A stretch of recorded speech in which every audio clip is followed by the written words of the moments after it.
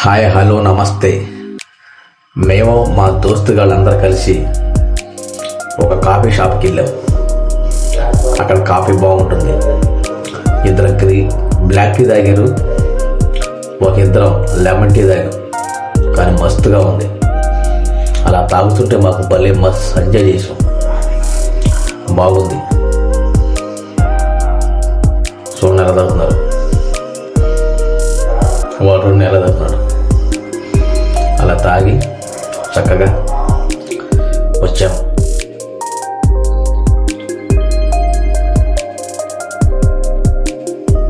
మా దోస్తుగాడు వీడి